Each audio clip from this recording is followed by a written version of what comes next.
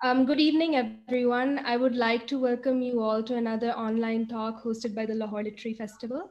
My name is Iman Umar, and as LLF's digital director, I'm delighted to introduce to you our esteemed panel.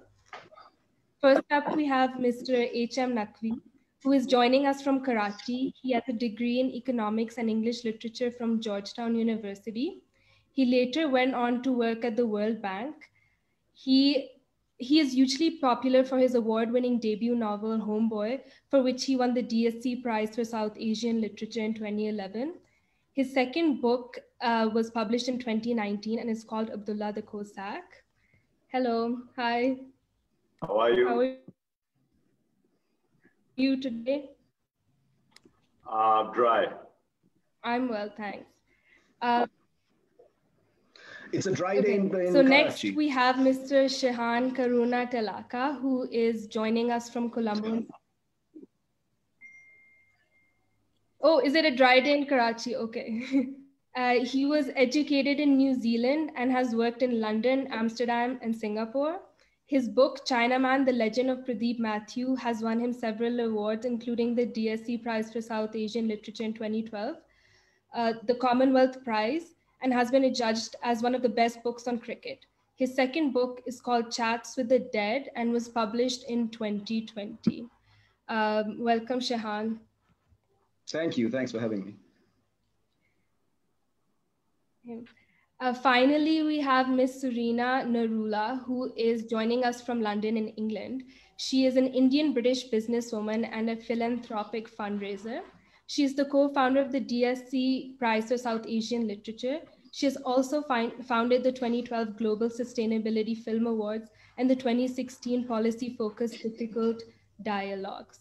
She is also on the advisory board for the Jaipur Lit Fest and is a recipient for several awards, including the Beacon Prize, Asian of the Year Award, and an MBE for her charitable work in India.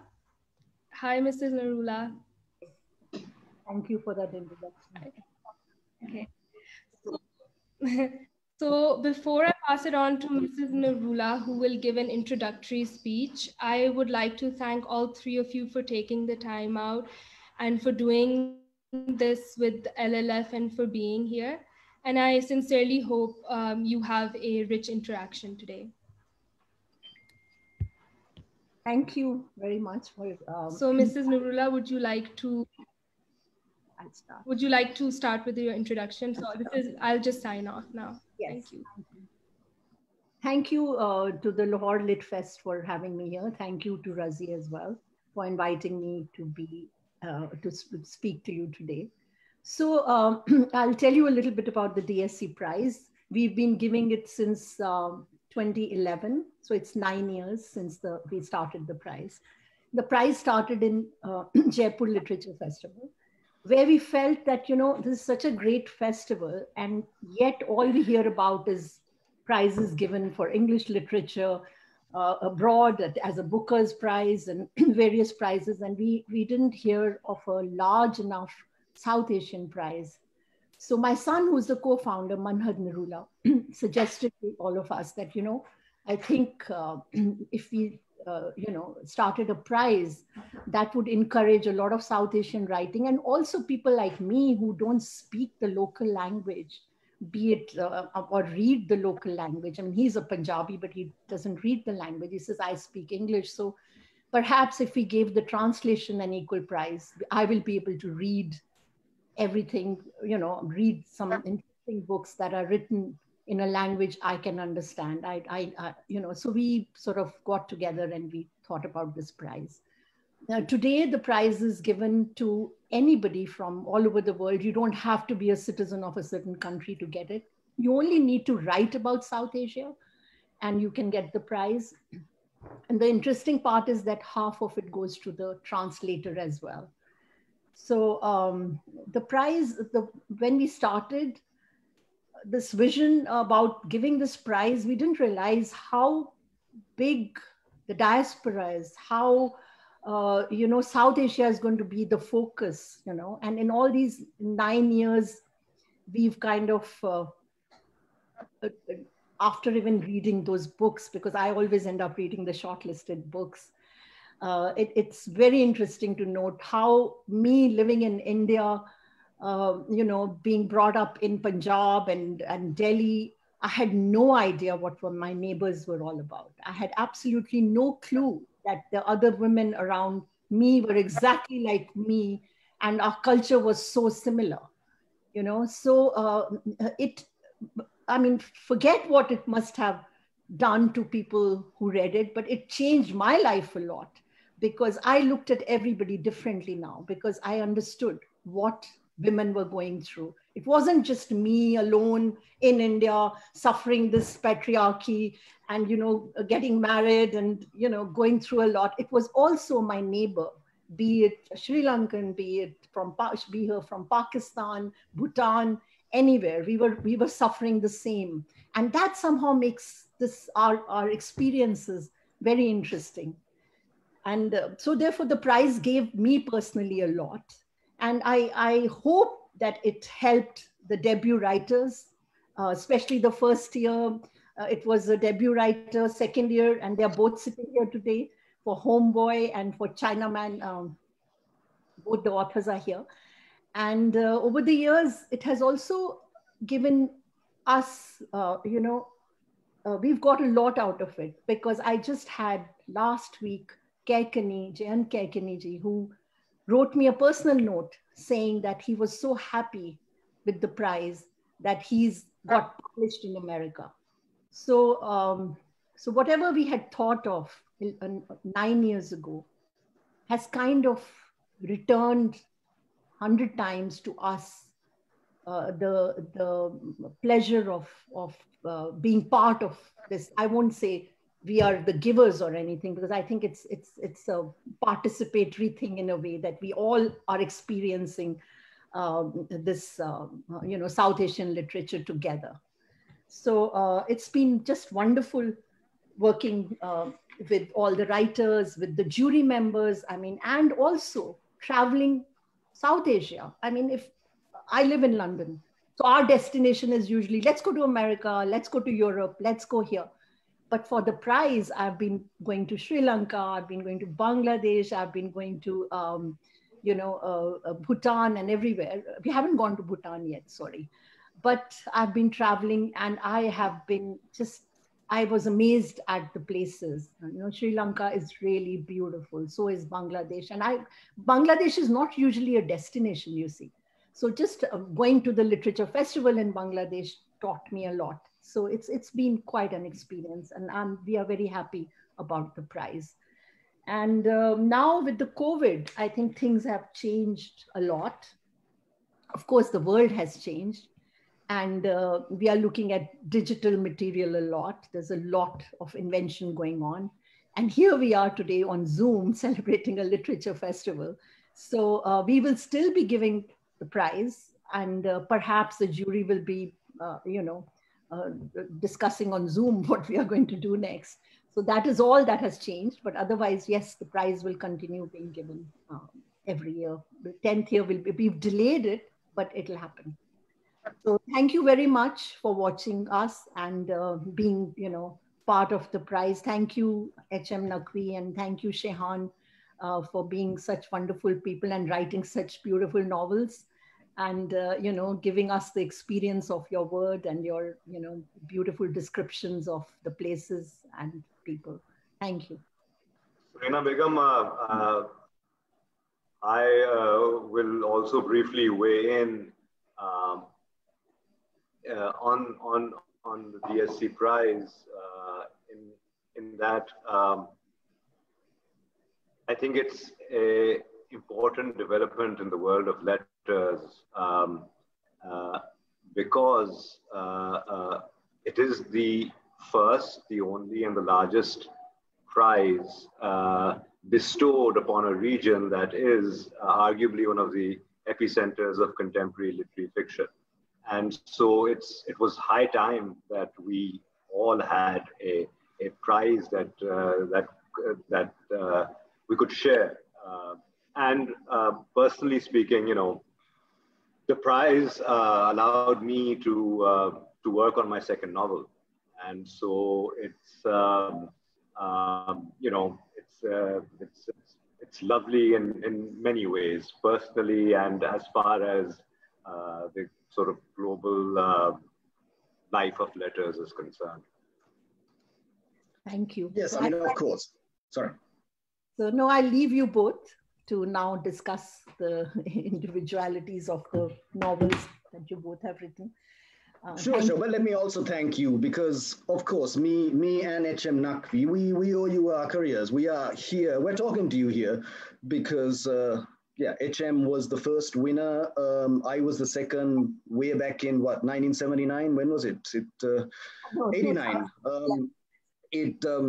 Yeah, so obviously we are grateful to you and Manhad and the DSC Prize and everyone behind the scenes for it. But so thank you for your time. Let me, I think you have a phone call to answer.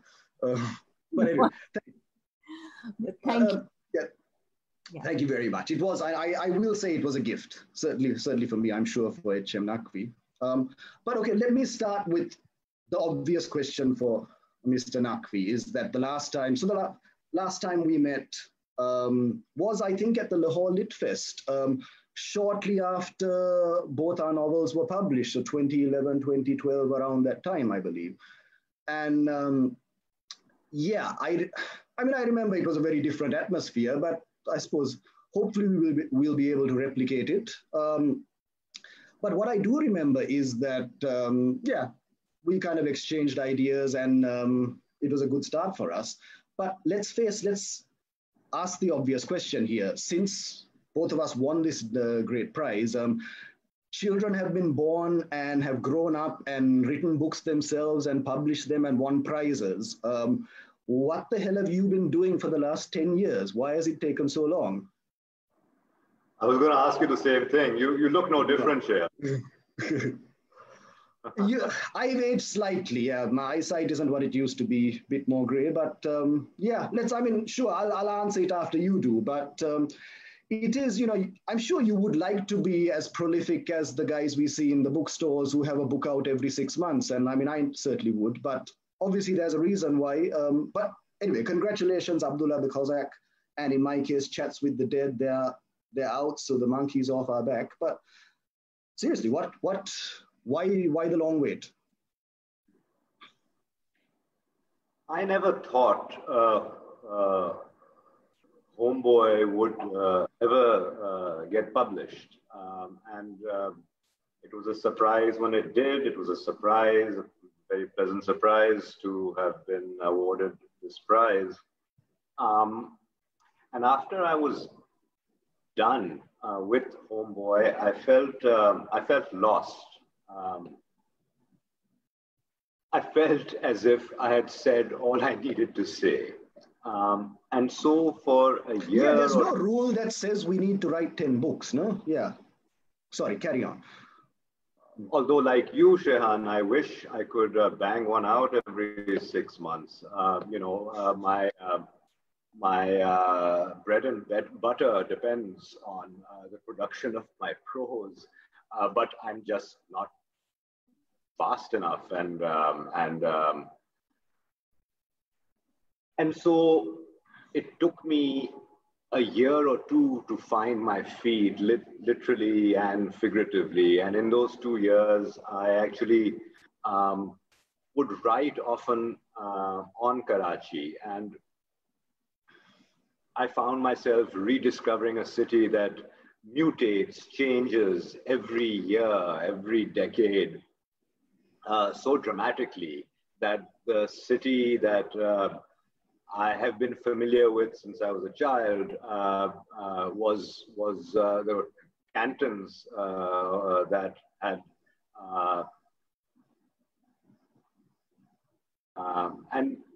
and it was a sort of fantastic period in that my peregrinations yielded a lot of material for me. And so I would walk around neighborhoods, hang out with kids playing tape ball on the street, and once asked them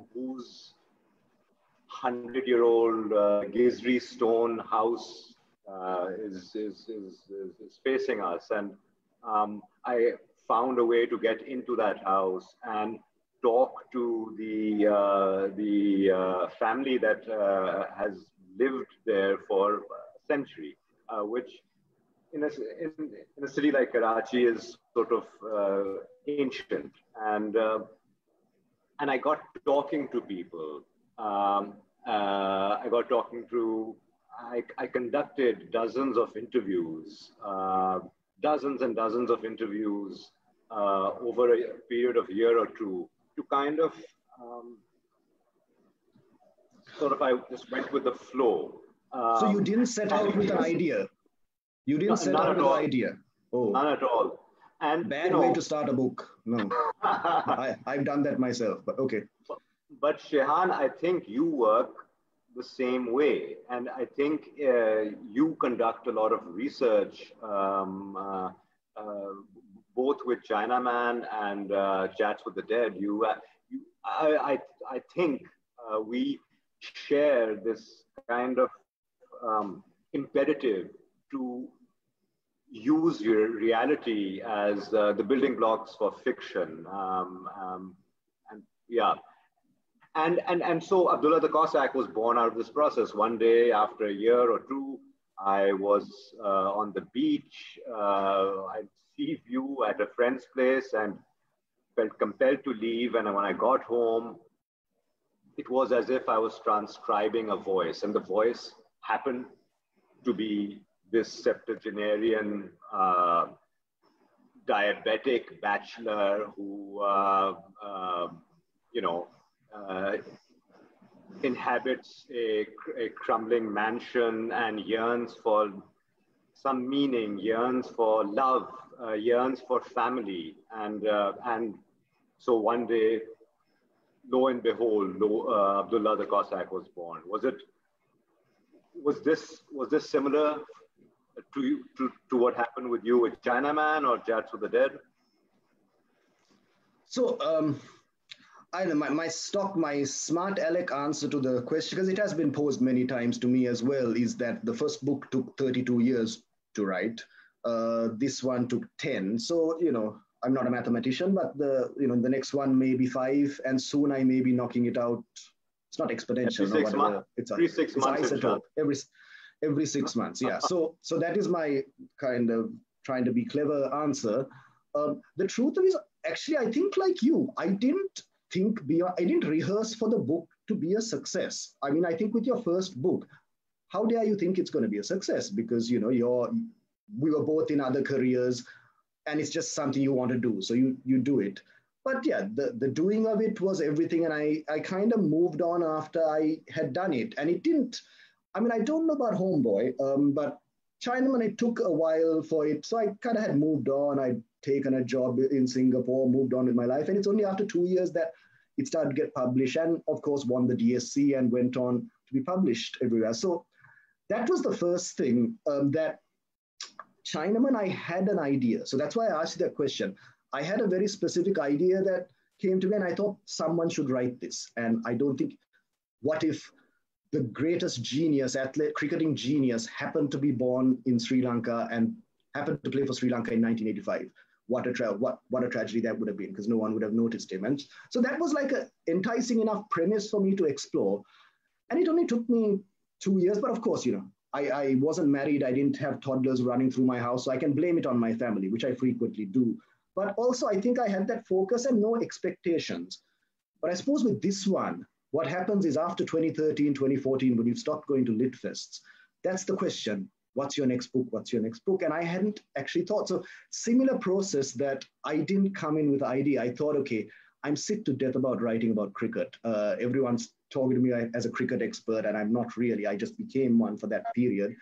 I'd like to write something about ghosts. And not that I'm an expert on ghosts either, but seems interesting to have a ghost story set in Colombo in 1989, where there were plenty of unmarked corpses and unmarked graves. So you could, if you believe in this sort of thing, it was plausible that there were plenty of ghosts roaming around Colombo. And so, but yes, I didn't start with the press. So I kind of found my way visiting cemeteries, haunted houses. I couldn't interview too many ghosts, unfortunately. I tried. I mean, cricket. So the research, I think, I don't know how it is for you, but for me, I mean, I'm not going to show you this messy room that I'm looking in front, but there are lots of papers. You know, I'm the typical cliche papers, post-it notes and all that kind of thing. But I feel that I can't sit down and write like some of the greats do. I have to be surrounded by papers with scribbles to feel that I have something to say. So that's part of the research. I'm aware that it's part of procrastination as well. You say, okay, I need to read a dozen books about quantum physics in order to write this one character who's a physicist. You know, you can go too far, but also it gives you that confidence that when you're surrounded with these notes, you feel okay. So it took me longer. It took me, I think, up till 2 years ago. So 6 years of collecting ghost stories and all before I then had the idea. So the idea came out. Let me just interrupt you. I remember this charming piece on you, on your work, written by one Smriti Daniel. Smriti Daniel, yes. Which finds you lurking among the graves in Borella Cemetery, scouting for ghosts. Like, what the hell were you? Did happen in Borella Cemetery? That's a great place just for evening walk. I mean, I drove past it today. It's a wonderful. I mean, I don't know. I kind of like walking. I find cemeteries quite peaceful and educational and all that. So, I have not seen a ghost. I mean, I don't know if that's a big spoiler or anything, but I haven't, and I don't particularly want to see a ghost. From what I have learned in my research is either you're a person who sees or you're a person who doesn't. And if you have, or you're a person who senses. So if I haven't experienced it, probably I won't. But I did speak. So this was just, I mean, I have many scenes set in the Borella Cemetery. It's a wonderful place. And I suppose we should talk about this topic, which was on the banner. I just remembered it. It was the Megapolis. I don't know if I'm pronouncing that right, but the Megapolis, the great city, the metropolis. Now, I get the feeling, now if I compare if I compare Homeboy, which I have here, I think I have an early edition. This cover, do you remember this? It's, wonderful to reacquaint myself with it. And I have a non-tangible version of Abdullah the Cossack. But I notice now the cities that we're talking about.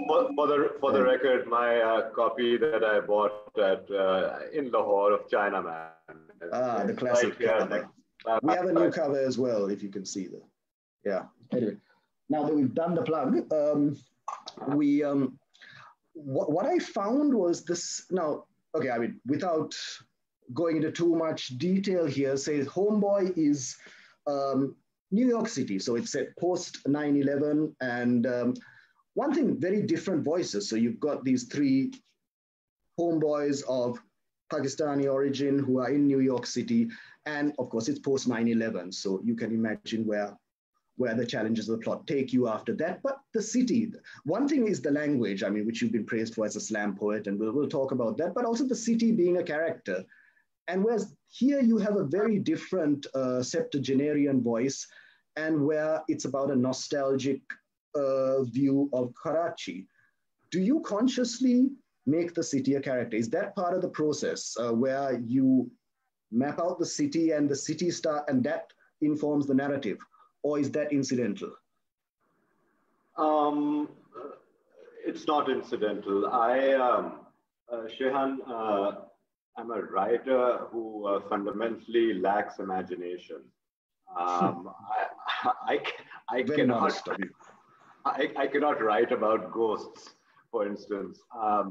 I have to work with the tangible, and I have spent all of 2 years working in New York. But when I found myself unemployed and finally got down to attempting a novel, I happened to be on the East Coast. I think if I were happened to be in Papua New Guinea, I might have written about, I might have used Port Moresby as as the background, because for me to write, I just need to sort of absorb the rhythms of the place I'm in, because the rhythms inform how I am, they inform my mode of being, and that mode of being informs my prose. And so the anxieties of being Muslim at that fraught time, anxieties where friends, family of mine were visited by the authorities and detained, and a friend of mine who died on 9/11, who happened to be at a meeting in one of the towers, informed the creation of Homeboy. And so the city is, the city becomes sort of important, and then you have to think about how you treat a particular city, a particular subject. And the first few lines of Homeboy, the first few pages came out in one sitting on a napkin. And so it was the city, but it was actually also kind of the voice and this sort of anger and anxiety that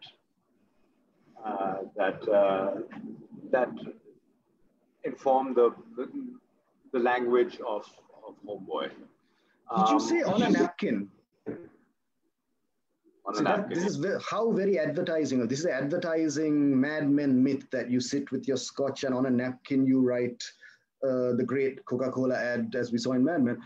I've tried writing on a napkin. Those are hard to write on. What kind of pen do you use? It's a fountain pen or something. I borrowed a ballpoint, and it was and the ballpoint worked. I tear myself through the napkin. I tear holes in the napkin so that thing does. But wow, wonderful, and it reads that way as well. That burst of energy in it, and so you didn't change anything in the subsequent drafts. That was the first few pages of both my books came. Oh wow, have not changed in subsequent drafts. Other things have changed, but I don't quite work in drafts. I work in I work very slowly. I write every single day. I come hell or high water, and there was high water last in week. Karachi. Yes. Last week caused us. And you were writing in the dark. Were you? Yeah, by lantern light. Yes. No, I managed to get. I got in my 300-word quota before sunset, and then I was free. We were deprived of. The city was deprived of electricity for 6 days. In some neighborhoods, mercifully in my neighborhood, it was only 2 days, and the evenings were fine. But it was. But despite these exogenous, biblical, almost shocks, this deluge, I managed to do my work. But I only write about 300 words a day, and so I don't really. I wish I wrote 3,000 and more, but I'm not so capable. And 300 good words is plenty. That's a good day's work. I think so. Yeah. On a bad day, I tell myself that. Yeah. No, I stopped doing word quotas because they depress me, because then suddenly it's Friday and you've got like 4,000 words to deliver. And I think whatever, me, it's just putting in the hours. So if I'm there, even if I'm scribbling on the walls or playing with my colored lights, if I'm sitting there, because eventually when the deadline looms, 10,000 words will somehow find their way. So yeah, it's different methods. But okay, so you you're trained as a journalist, and you sort of I would imagine, work differently in that you've had to contend with deadlines, right? No, I wasn't a journalist. So I mean, I'm a fake journalist. I mean, I write little opinion pieces and sports. I mean, my background's advertising. So again, yeah, certainly deadline. Client is coming at 3. I misspoke, and because I mistook you for WG, the narrator of Chinaman, who is a journalist, and you get into his head.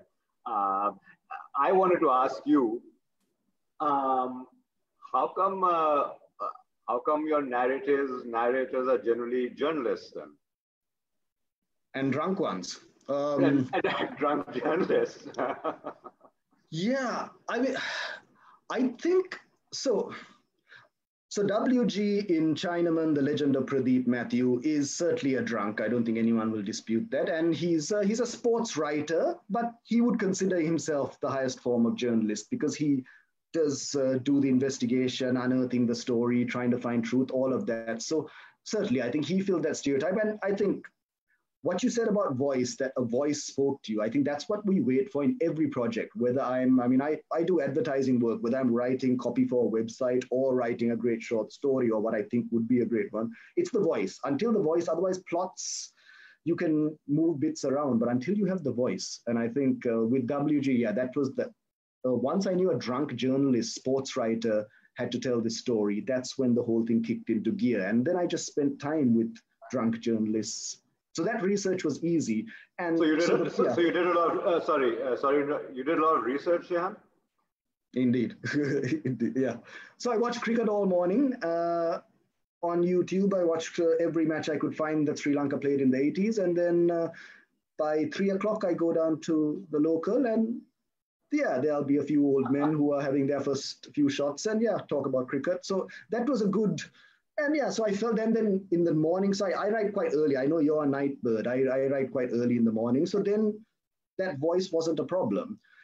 I think with Chats with the Dead, so Mali Almeida, who's the protagonist, he's not particularly drunk. I mean, he has his vices. He's a gambler and yes, sort of living as a, I suppose in 1989, there was no other way to live if you were homosexual. He was a closet, no, I wouldn't say self-hating, but so he had his issues and he had his vices. But I don't know if he was a journalist in the sense that he happened to be in the wrong place at the wrong time with a camera, and he ended up taking photographs. I'm not sure if so much by design, but just the fact that he happened to be very good at it and happened to, by fate, be in the wrong place, right time, or however you want it. And after death, so it's narrated by a ghost. After death, after he finds himself dead, he suspects the victim of one of the death squads that were roaming Colombo in those days.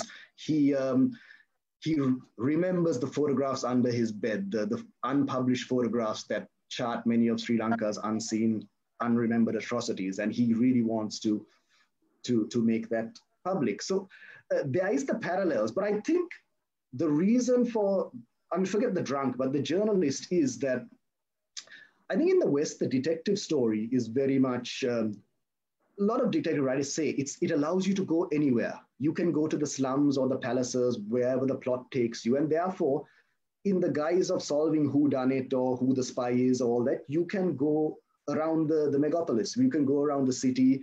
And we have plenty of examples of great detective writers who worked in, hard-boiled LA or, Victorian London or so on. So for me, that was the thing that using this style, but the detective in the East, it just seemed, I tried to write a few detective stories. It just seemed very fake and very informed by Agatha Christie or cop shows that I'd watched. And it's very strange that in this part of the world, like we have the Scandinavian, the Scandi noir, there's a lot of a rich crime tradition from Scandinavia. And the joke is they don't have much crime, but they have a lot of crime fiction. Whereas Southeast Asia, we have plenty of crime, but not as much crime fiction. And what is the reason?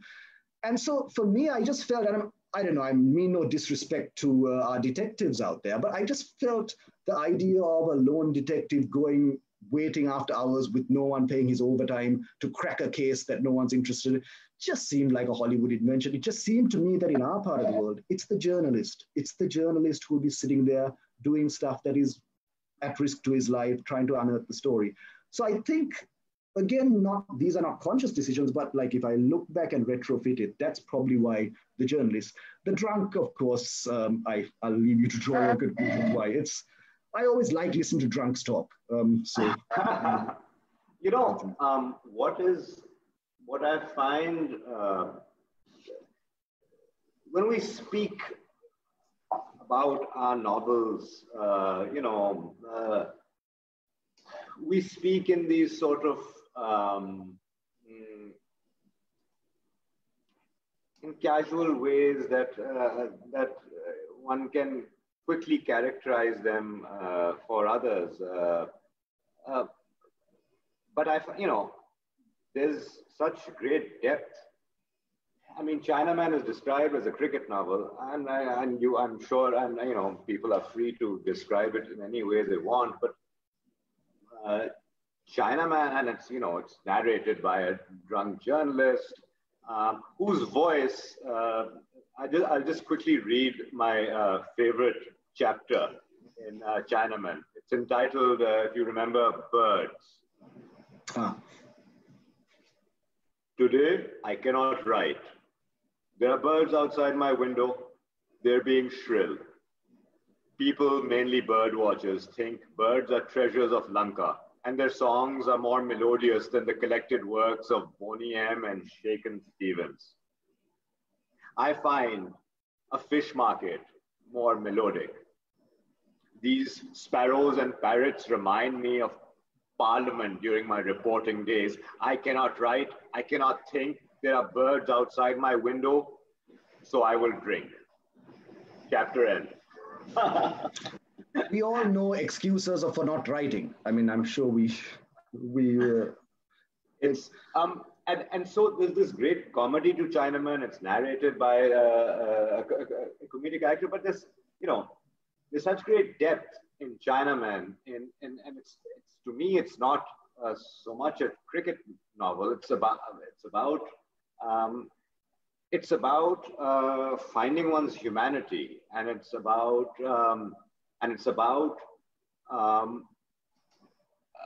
in a way, like the selected works of Abdullah the Cossack, about a man just trying to find himself in this particular context.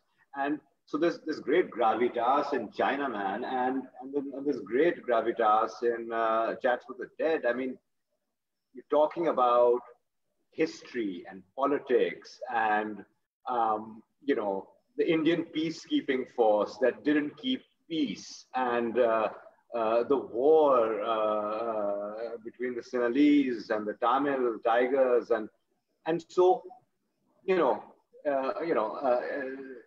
ostensibly comic and ridiculous narrators are actually your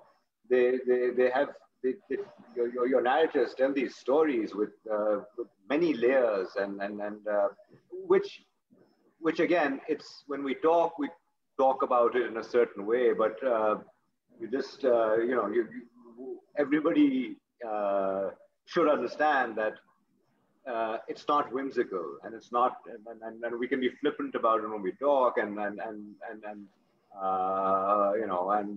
discuss the amounts of words that we write a day, but there's great depth. And I when I was rereading it, was reminded of how fun and how layered this your novel is. Thank you very much. I mean, I can level the same accusation back at you, really, because I mean, in Homeboy, and let's talk about voice a bit more, because I think I see a lot of similarities between Abdullah the Cossack's voice and WG's, and you can see the obvious parallels of that nostalgia and that wisdom of someone who hasn't done terribly much with their time, but nevertheless has accumulated this insight and this observation.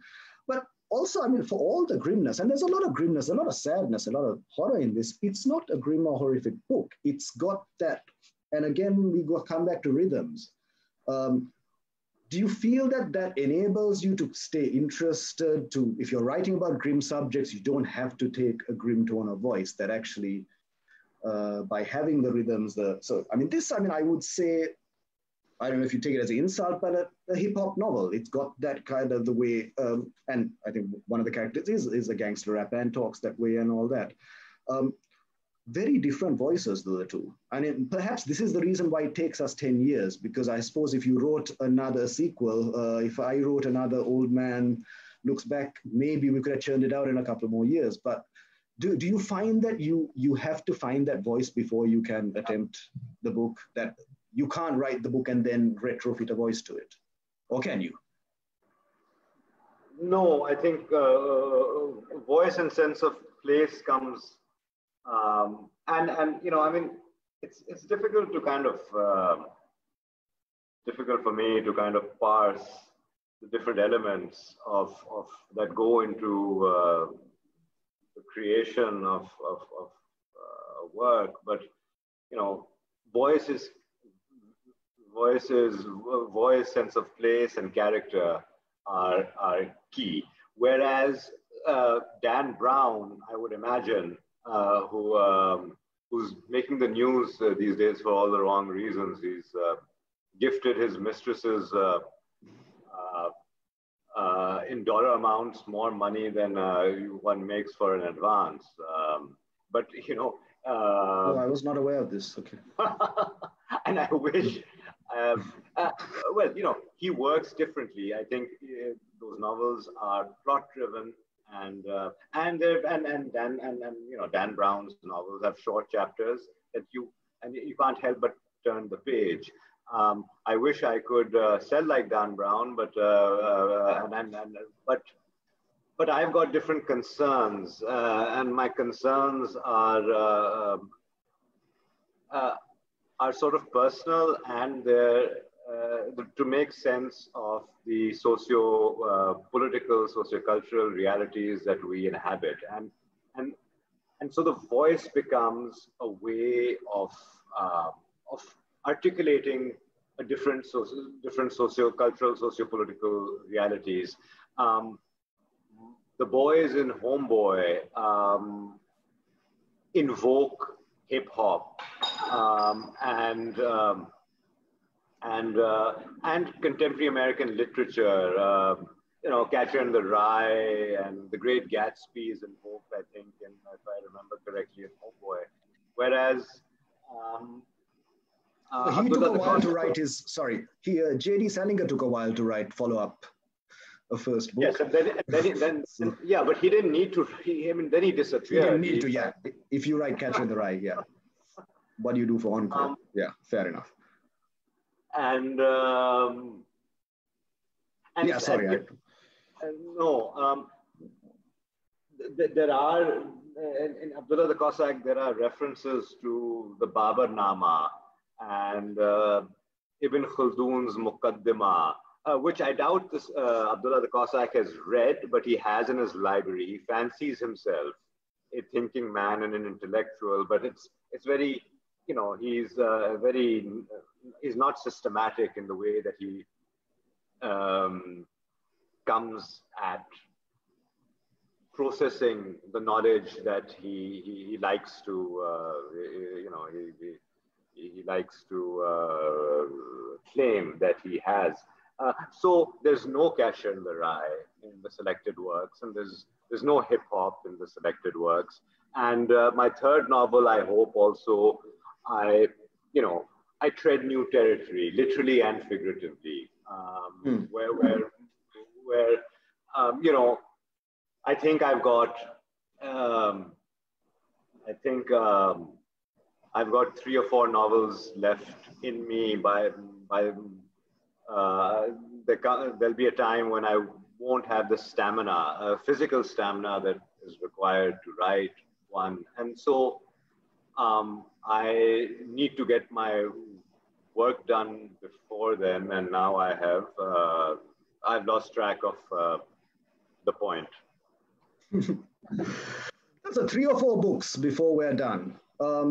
Yeah, I'll take that. I'll take that. The thing is this, you know, as much, I don't want to slag off Dan Brown and all that, and that's not what you were doing, because I do think it's if it was so easy to write a formulaic book that keeps page turning, you know, we'd all be doing it. I think there is skill to writing, but you're right about different concerns. So the voice is not so important there. Sorry, I will for the record. I can't put down a Dan Brown book. I've read I've read 1.5. Second one, there was a biblical another biblical issue that that occurred, so I had to put that one down. But there is a momentum to that story, and there's a momentum to Stephen King's stories.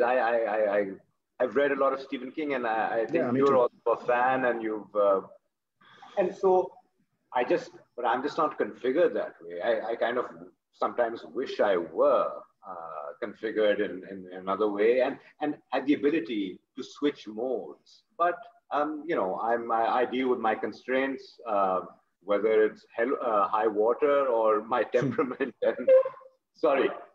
So no, but now I think a feature of, Homeboy was quite plot driven. Let's not give the impression that there isn't. Homeboy was a page turner and all that.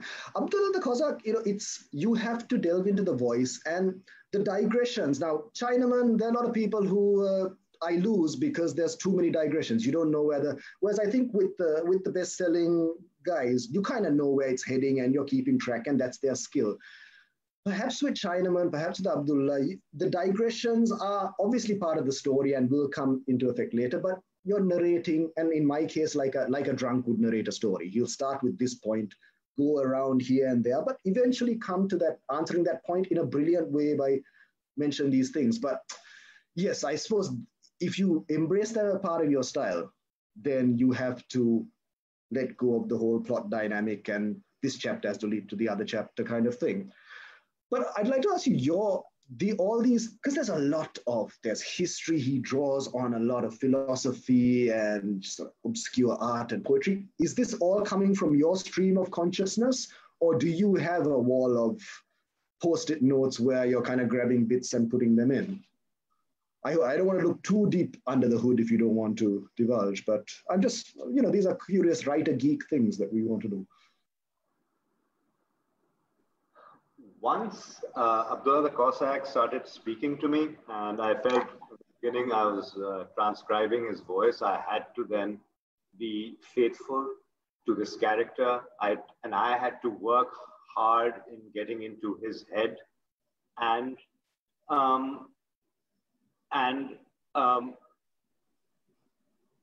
once I was in his head, I would conduct research in the way that he would conduct research, and which was actually piecemeal and non-systematic. He fancies himself a great intellectual of Garden East, but he never finished a collegiate degree, and he worked as a hotelier for a good portion of his life, and has been doing absolutely nothing for 20, 30 years. And it's late in his life that so all his sort of intellectual pursuits, his aspirations, towards the end of his life, he's like, man, I need a woman to love.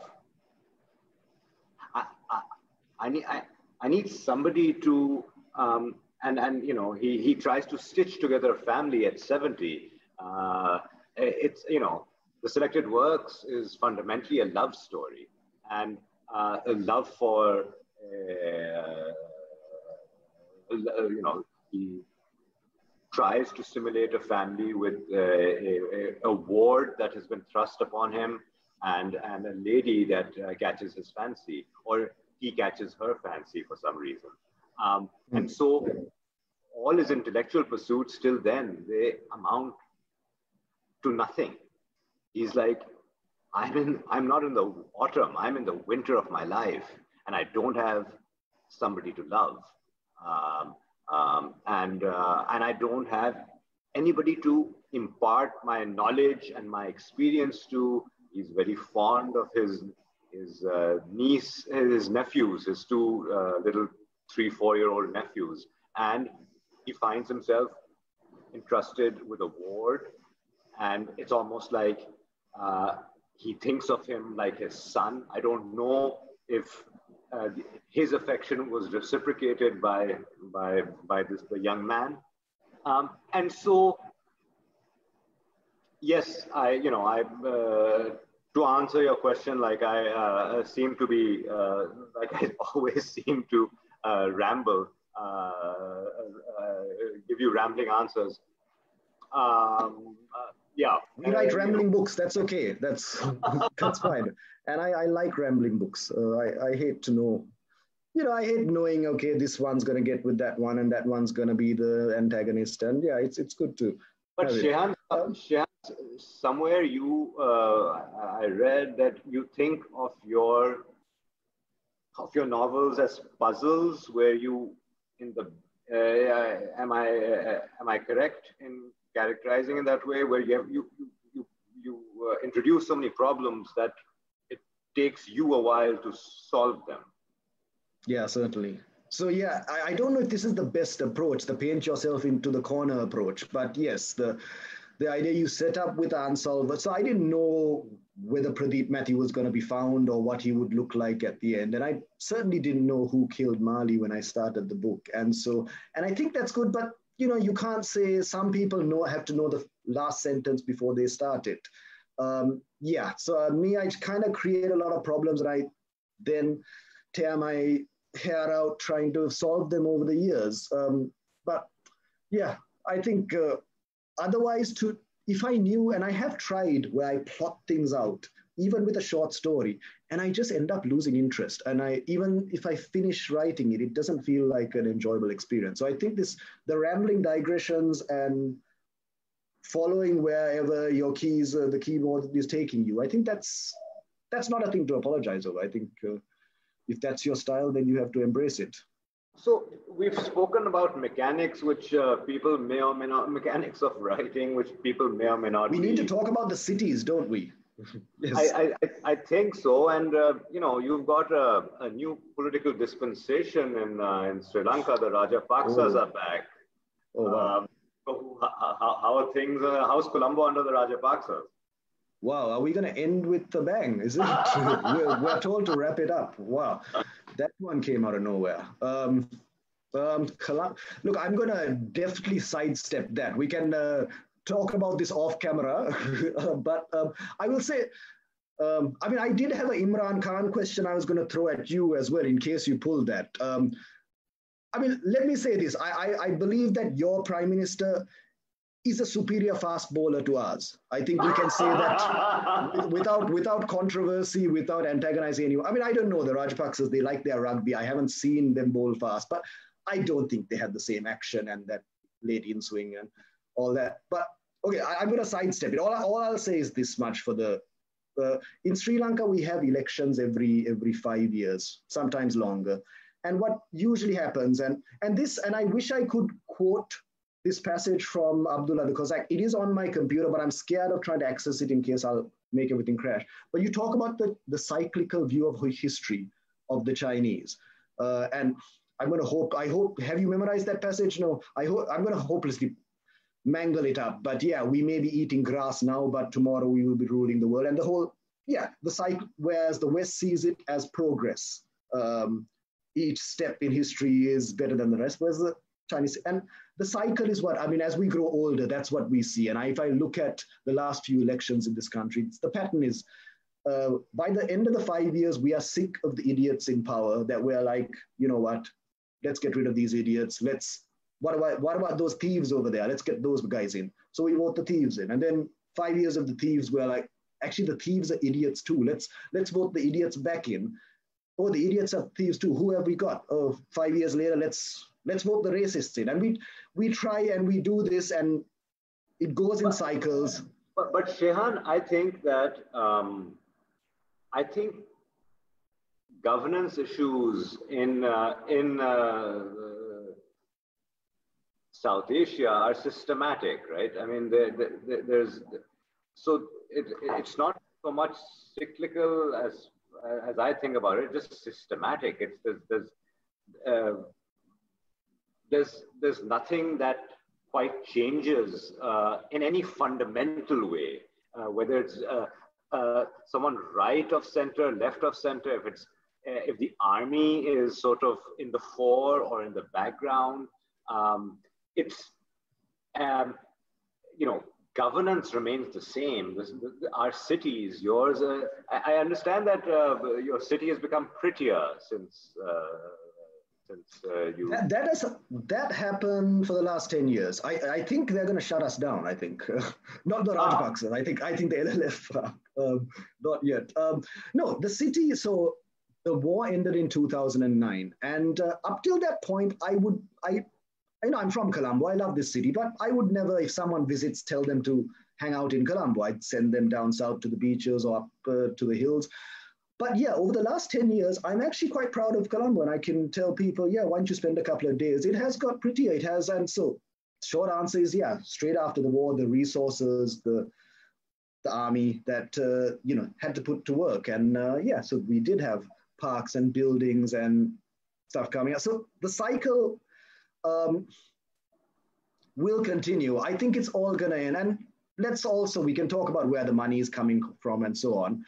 I think it'll end up, we run out of with this lot and that lot. We end up voting. Then they go, what about the Chinese? And then maybe we might say, oh, what about the robots? Who knows what's going to 20 years? Or maybe the Chinese robots. I don't know. We will, you laugh now. Let's talk in 2050 and see who's ruling South. I'll put my money on Chinese robots, but I hope, Rohel, that that's not when we chat next. Yes, I hope we have 10 books by 2050. That's our goal here, right?